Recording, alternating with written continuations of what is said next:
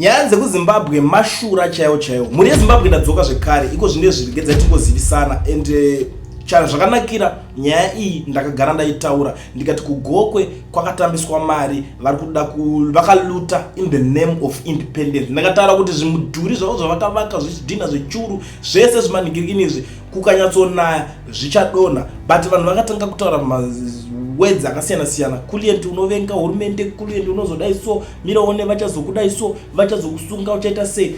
Ndakataura ndakati let's watch the space. Ndakamirira kuti ndione kuti zvichamira sei. Nhasi iko zvinezvi apasina chekuhwandisa, zvabva zvadonha musi weindependence yacho. Vanhu vachingosvika, vanhu havana kutombo enjoy kugarira mari yacho yakatotambiswa ipapa. Ndo zvinhu zvote tichitaura zvacho kuti these people I don't know kana vari kunyatsonzwisisa kana kuti kuziva zvavari kuita. Imagine kuti matonzi maisira mabucket seats musati magarira ubva atokwachuka utodonha. Chii chakadaro ichocho? Mabudiro aita nyaya parutonzi atodonha asati atombogarirwa imvura itonzi yatodonhedza pasati patombogarwa nevanhu, yatongokwachu yatopo ipapo.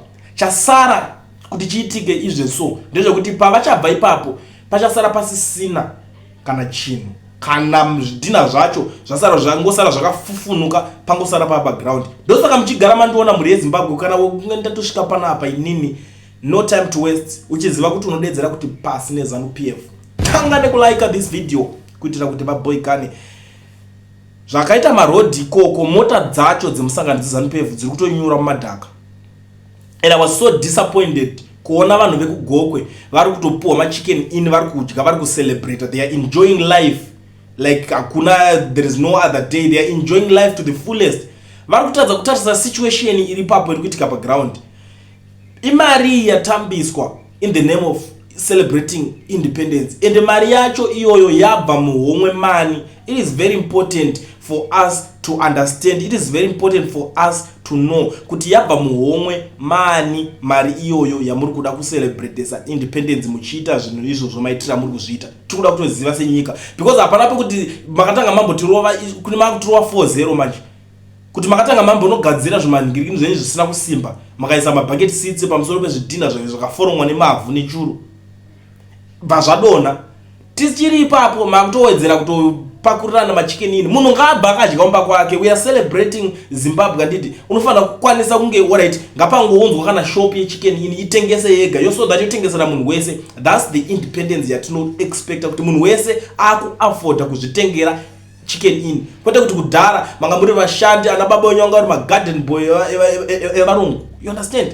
Mosvika pa the extent yekuti nhasi magadzirirwa nhingirikini makunzi nyika yanaka, muchiri kutengerwa chicken in manga musinga afford kudhara maitoita yekudya yekusirwa. Izvo sona nhasi muchiri kuita yekutengerwa mabuda muchiri mucelebrate independence.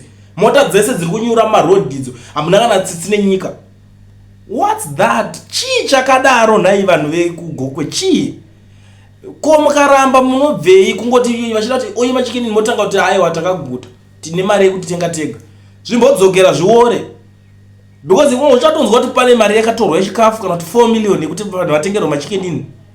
Vanozviita. Zanupf egara ina ganda kumeso, haitonyari kutodyira vanhu mari. Izvo ndozvo yakatopikira, yakatozvigona, yakachimaster chigame ichocho. Imimo uchenye chete kungoya mototi ya tiri kutodya machicken in, tiri kutofara. Chii chakadaro ichocho? Uri kudya chicken in, unoziva kuti mari yamuri kudya chicken in mese tikakuverenga ipapo nemari yatambiswa muchivakirwa zvimabucket seats zvaiswa zvadonha izvi tikaiweka mari yese iyoyo. Unoziva kuti pari kunzi pari kunyura mota pakadai pakatogadzirwa road itori nani ipapo. Iri chero kazotadzayo kusvika patara chaicho, but pakanyatsogredwa zvitongoti bhobo ponyatsosukwa gravel rakanaka iri kuti rinenge richirasa mvura mumaside umu isingajenge pakati. Mota dzikadai dziri kutofamba zvakanaka, munombozviziva here izvo? But you don't care about that. Chamunongoti nebasa nacho kungoti mi mangodya nhasi mangwana moenda kutoilet, mangwana vana venyu vacharamba vakangodaro. Haukamu kuti munoya munzi tiri kucelebrate independence kunzvimbo kuchiri kunyura mota. Independence yechi 45 years on top of that. Muri kucelebrate 45 years dzekuita sei? 45 years mukutadza ngodevelopera nzvimbo zvinhu zvakapusa kudaro. Maudzwa kuti aiwa isusu tiri kutokudevelopera zviro ndizvo vamwe vakatodzingwa palende vanga vari nemachina kunzi aiwa machina ndo vauya mainvestors vari kuda kuti vaite zvinhu zvavo ipapapo. Iwo uchizviti ndakarwa kana kuti takabva kunhingirikini tiri kucelebrate 45 years. 45 years dzechiko. Mungazoti ndotaurisa, but muri yeZimbabwe tisati inyazoenda kuregedza tingoonesa kana uri muSouth Africa inoregisterwa company yako wobva wavhurwa FNB business account iyo inoita kuti usenderwe mari matransaction ema-international nema-local ngirikini gara wabata ve-education research ana mukoma Owen vanokuitira ndokubasa kwavo kungoregista ka1 zvakachipa uri kwauri ikoko haunide kufamba kuenda kwavari uyo chako chete kungovafonera panhamba idzo dziri kubuda pascreen munongoziva kuti zvimazuva ano zvango easy even tender chairi kuti uwane tender unofanira kunge une registered company so contact them on the numbers that are showing on the screen mongoti tabva nekwakuliend kati taoneswa kuti mune promotion yamuri kuita especially kuma clients ari kuSouth Africa so contact them right now garai mavabata moitirwa zvinhu zvenyu mangwana unozoto wato CEO zvinhu zvako zvakutokuendekera so ndisingapedze nguva yenyu muri yeZimbabwe regedzai ndingogara nangosiyira mukana kune avo vanhu vari kusenda maaudios I know kuti a lot is happening right now namba dzangu dzandiri kusiya dzakanzi send audios ndo dzamunosenda maaudios idzodzo namba dzepa Kuliend TV sendai tinzwe tiudzei zviri kuitika what is happening in Gokwe right now report as it is sendai muchitiudza tione kuti chii chiri kuitika tibva taisa pachannel izveso maZimbabweans makadii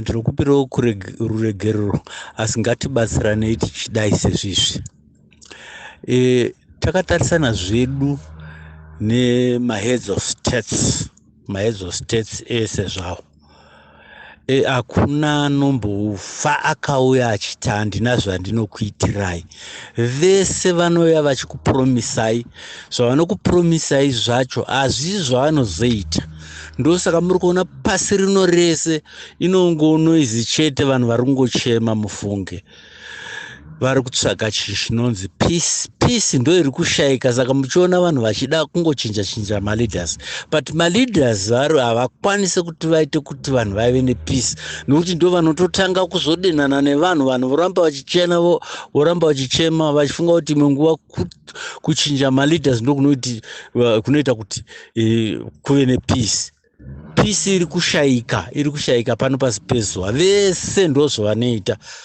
vese zvavo ndo zvavanoita hakuna kana one angabhotaura kuti ini ndinozogona zvinoda vanhu aiwa mazona saka ngatibatsiranei vedu we maridha tinochinja zvedu asi maridha ari kukwanisa here kuunza chinhu chinonzi peace kuvanhu mazona iye zvino zvekutaura kwatiri kuita kunotoone dzimwe nyika dziri kutouraiwa vanhu so nemaridhas mazona human rights ichitozviona ichiita basa rekuverenga United Nations ichitozviona vachiita zvokuverenga kuti pawanikwe chinhu chinonzi peace havasi kukwanisa kuti vaite saizvozvo ndo zviri kunetsa zvacho tinoda kuti ndizive ini dai kuti ndichipuwa mukana wekuti tibvunzewo vemahuman rights pane mibvunzo yandinayo handinayo kuda kuti ndibvunze kuti chavanoti human rights violation chinenge chiri chii ivo vemahuman rights apa but zvese izvi zvoda kuti zviitirwe kuUnited Nations tichitaura tiite zvinoita kuti